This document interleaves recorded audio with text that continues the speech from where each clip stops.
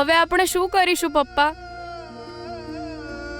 એ લોકો દીદીને રાખવા નથી માંગતા અને માં દીદીને ઘરમાં નહીં આવવા દે.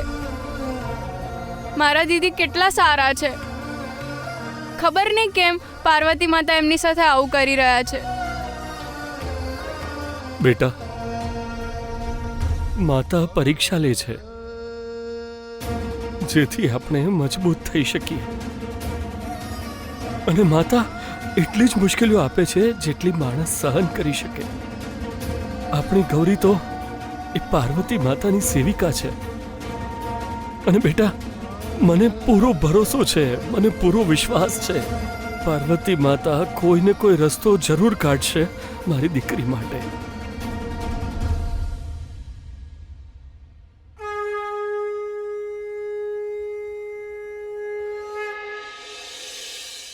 ચલો વિરેન્દ્રભાઈના રૂમમાં ચલો.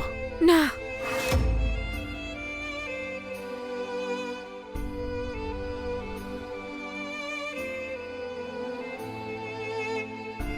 વિરેન્દ્રજીના એ રૂમનું કોઈ વજૂદ નથી મારી જિંદગીમાં. અને આમ પણ જ્યારથી હું આ ઘરમાં આવી છું, મેં બધાને બસ દુઃખ જ આપ્યું છે. હું લાયક નથી એ રૂમ માટે. ગૌરી, તમે પોતે આટલા સમજદાર છો, પછી જે થયું એના માટે પોતાને જવાબદાર કેમ સમજો છો? મારા વિચારવા કે ના વિચારવાથી શું થાય છે? હવે મેં મારા જીવનના બધા જ નિર્ણયો પાર્વતી માતા પર છોડી દીધા છે. પાર્વતી માતાને આટલું માનો છો અને આ ત્યાં જ ભૂલી ગયા હતા? આ ભાઈના રૂમમાં, આઈ મીન તમારા રૂમમાં હતી.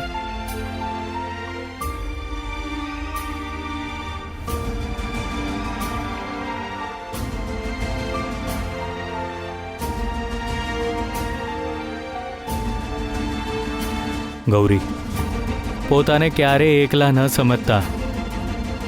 આ ઘરમાં તમારો સાથ કોઈ આપે કે ન આપે, હું હંમેશા તમારી સાથે ઊભો રહીશ.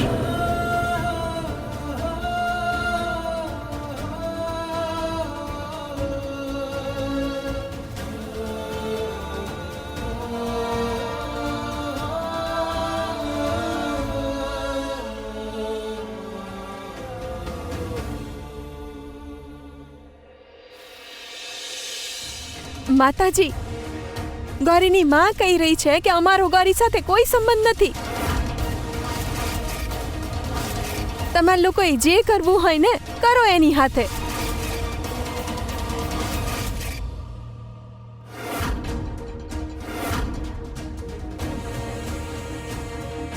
મેં તો એમને કહ્યું કે આ માતાજીનો આદેશ છે, તમે ટાળી કેવી રીતે શકો? તો એ કહી રહી હતી કે ગૌરી છે ને હવે હવેલી વાળાની જવાબદારી છે. તમારા લોકોની સમસ્યા છે તો તમે લોકો જ ઉકેલ લાવો.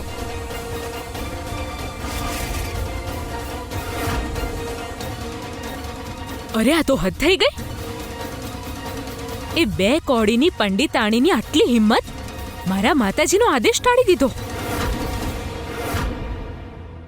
માફ કરજો માતાજી, આ વખતે ઘર માટે સંબંધ પસંદ કરવામાં તમારાથી આટલી મોટી ભૂલ થઈ જશે એવું તો હું વિચારી પણ નહોતી શકતી. કામિની, મને ભડકાવવાની કોઈ જરૂર નથી.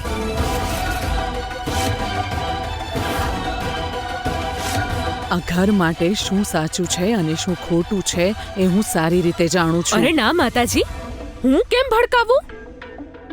શું કહું માતાજી, મને તો દિવસ રાત પરિવારની ચિંતા જ ખાઈ રહી છે. આનું દુર્ભાગ્ય આપણા મોટાને ખાઈ ગયું. હવે જો રુદ્ર પર કે પછી મારા રણજીતને એનું દુર્ભાગ્ય નડશે તો શું થશે આપણા પરિવારનું?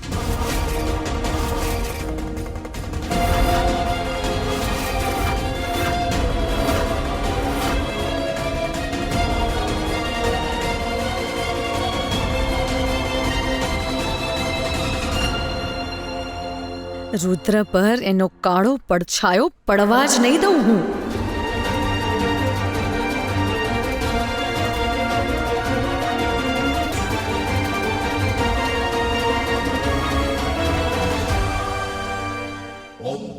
હે પાર્વતી માતા, મારા દીદીનો સાથ ક્યારેય ન છોડતા.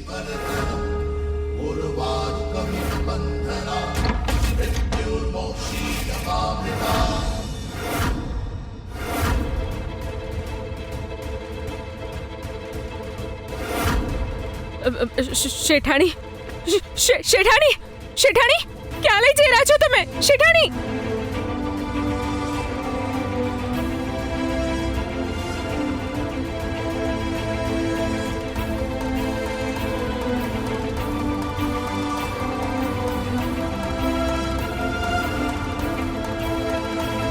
શેઠાણી ઉભા રહો. શેઠાણી, શેઠાણી.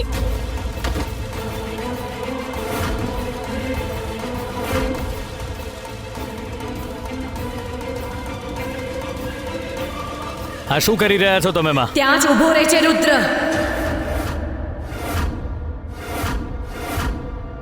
આજે હું આ છોકરીને આ હવેલીમાંથી બહાર કાઢીને જ રહીશ.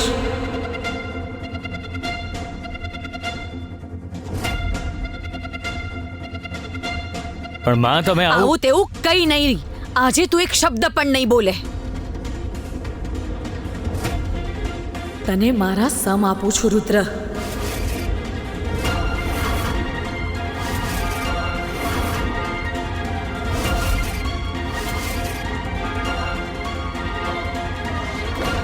એ છોકરી, ચલ નીકળી જા અહીંથી. જે રસ્તે તું તારા મનહૂસ પગલા પાડીને આ ઘરમાં આવી હતી એ જ રસ્તે પાછી પાનીએ નીકળી જા. મને ધક્કા મારીને કાઢવા પર મજબૂર ન કર. અને આ તારો સામાન પણ સાથે લઈ જા.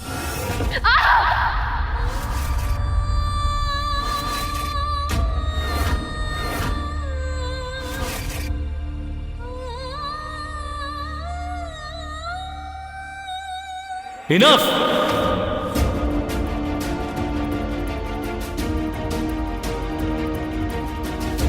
હું પોતાની આંખોની સામે આવો અન્યાય થતા નહીં જોઈ શકું.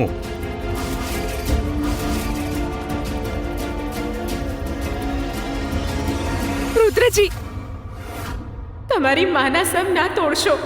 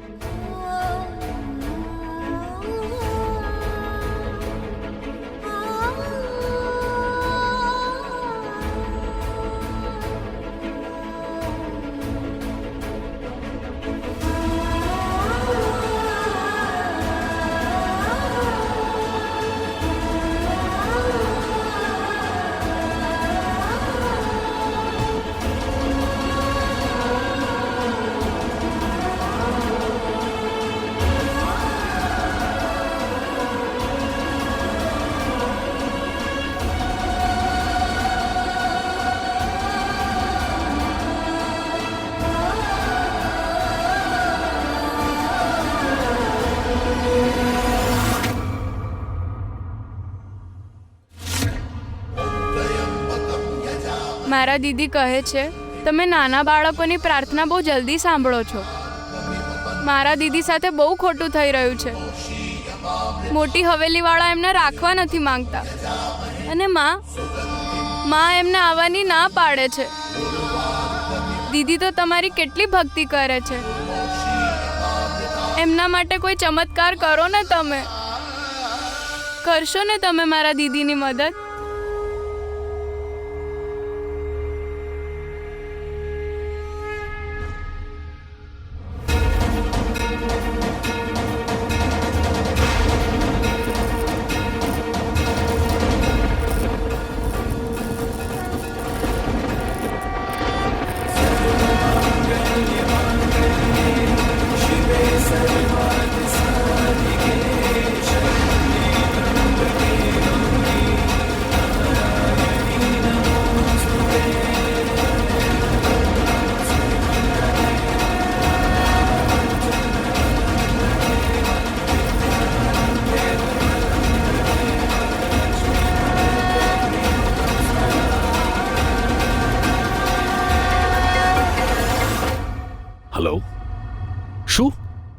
રસોઈમાં આગ લાગી ગઈ?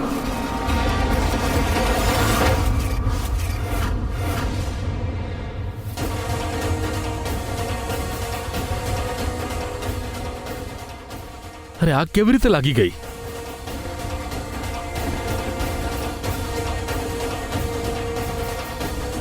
ગૌરી પર પાર્વતી માતાની અસીમ કૃપા છે.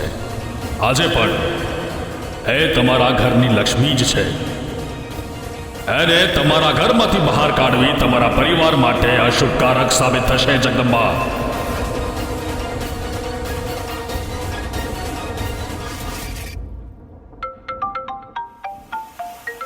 હેલો, શું બધો પાક બરબાદ થઈ ગયો?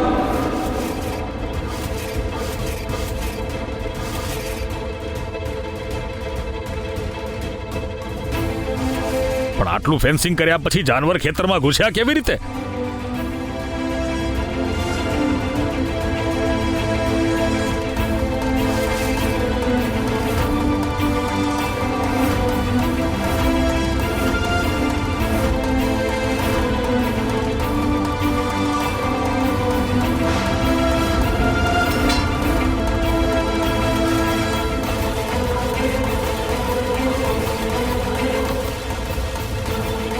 ગૌરીના પગ જેમ જેમ હવેલીની બહાર જઈ રહ્યા છે, એક પછી એક વિપદા આવી રહી છે. ક્યાંક અવનીન્દ્રજીની વાત સાચી તો નથી ને?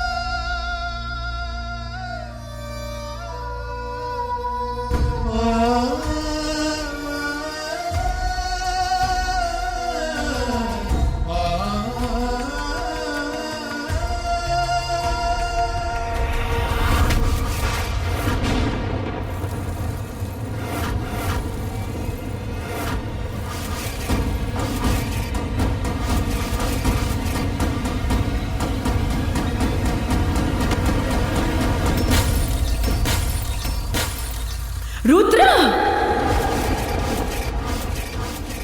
રુદ્ર!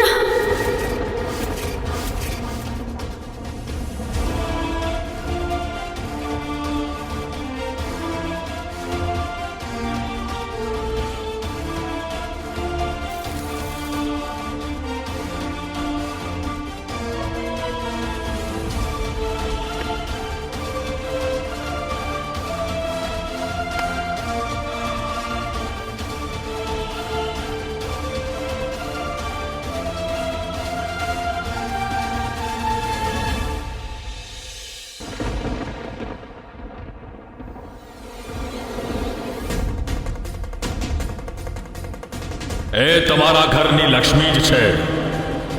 એને તમારા ઘરમાંથી બહાર કાઢવી તમારા પરિવાર માટે અશુભકારક સાબિત થશે જગદંબા. ઊભી રે ગૌરી!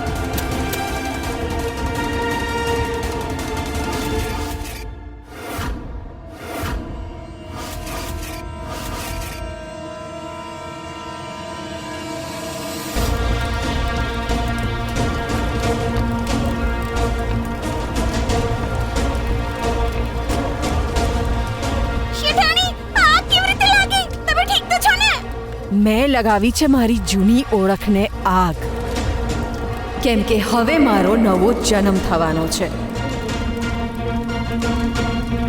નવા અવતારમાં. નવો જન્મ, નવો અવતાર. આ શું બોલી રહ્યા છો શેઠાણી? જલ્દી ચલો શેઠાણી, આગ વધી રહી છે, મને કઈ સમજાતું નથી. તમે જલ્દી ચલો.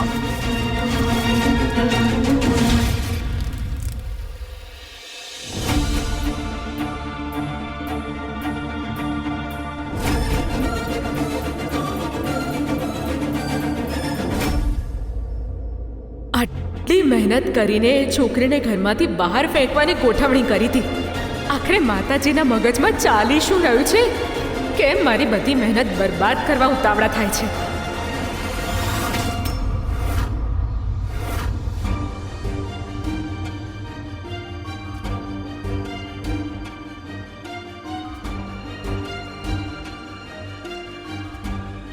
મહારાજજી, આટલા ઓછા સમયમાં આવવા માટે ધન્યવાદ.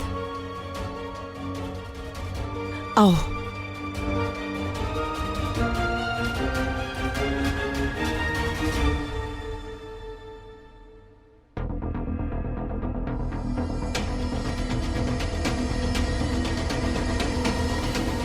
ગૌરી,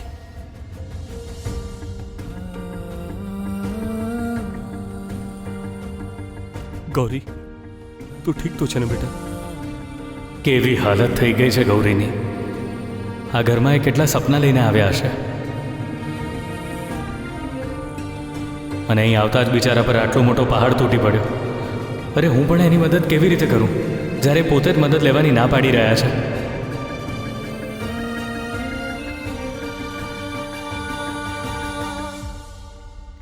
આ હવેલીની ચમક દમક તને જવા નથી દઈ રહી ને?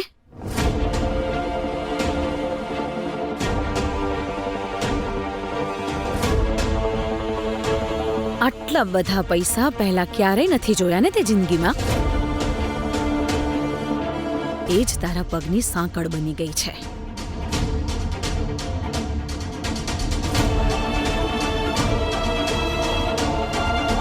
શેઠાણી, શેઠાણી, મારે તમારી હવેલીનો 1 રૂપિયો પણ નથી જોઈતો. બોલવાની મંજૂરી કોણે આપી તને?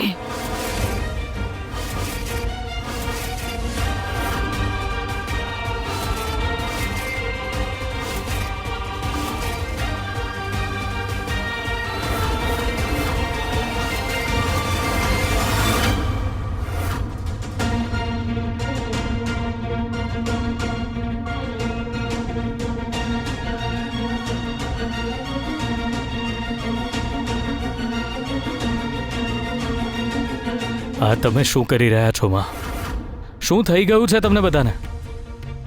જે મુશ્કેલ સમયમાંથી આપણે બધા પસાર થઈ રહ્યા છીએ ને માં, એ મુશ્કેલ સમયે આને પણ ક્યાં બક્ષી છે માં? આપણે બધા તૂટી રહ્યા છીએ તો આ બિચારી પણ ક્યાં સંભાળી શકી છે માં? જે રીતે તમે તમારો દીકરો, મેં મારો ભાઈ અને આ હવેલીએ એનો વારસદાર ગુમાવ્યો છે ને માં, આ બિચારીએ પણ પોતાનો પતિ ગુમાવ્યો છે.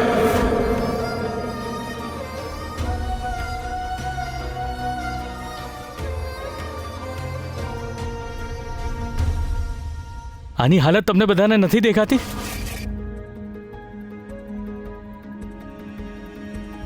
બહુ ઇઝીલી બ્લેમ કરો છો તમે કે આ હવેલીમાં આવતા જ હવેલીની બધી ખુશીઓ છીનવી લીધી આ છોકરીએ. એ પણ બોલી શકે ને માં કે આ હવેલીમાં પગ મૂકતા જ એનું આખું ફ્યુચર હંમેશ માટે અંધકારમાં ચાલુ ગયું.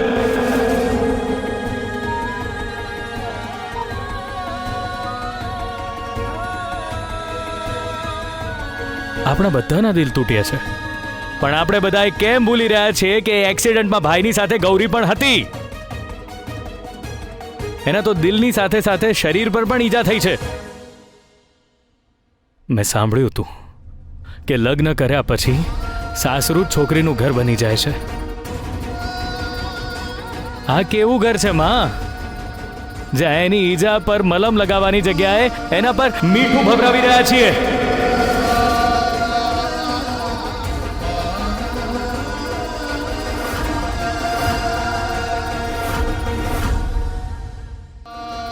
હું તમારી આગળ હાથ જોડું છું માં. હું પોતાની આંખોથી ગૌરી પર વધુ અન્યાય થતો નહીં જોઈ શકું. હું માનું છું તમે મારી વાતો સાથે સહમત નહીં હો, પણ મને ખબર છે કે મારા ભાઈ જે ઉપરથી જોઈ રહ્યા છે એમની પણ એ જ ઈચ્છા હશે. તમને તમારા ગુજરી ગયેલા દીકરાની કસમ છે માં.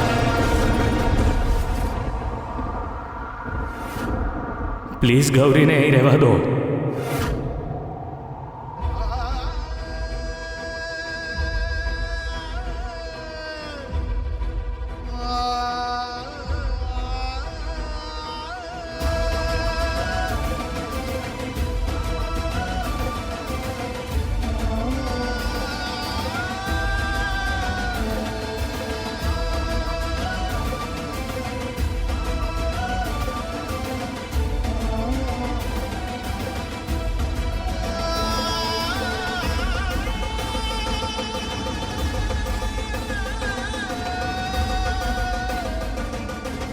હજી બચાવ નાનાને.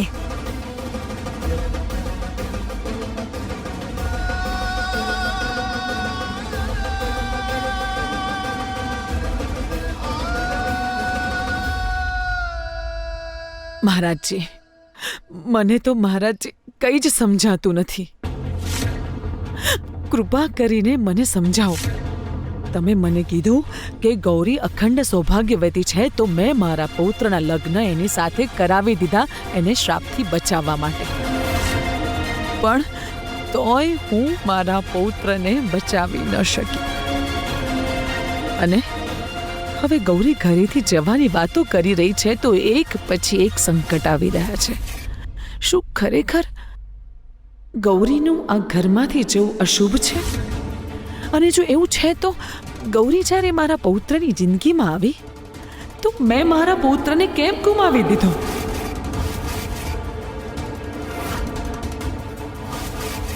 મહારાજજી, મારા મનમાં સવાલોનો વંટોળ ઉઠી રહ્યો છે.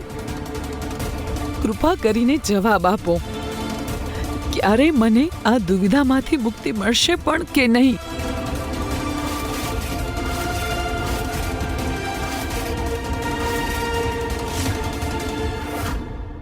મેં તમને કહ્યું હતું જગદંબા કે તમારા પ્રશ્નોના જવાબ આવનારો સમય આપશે. એ સમય આવી ગયો છે. બહાર જઈને જોઈ લો. તમારી બધી અસમંજસનું સમાધાન તમારી સામે હશે.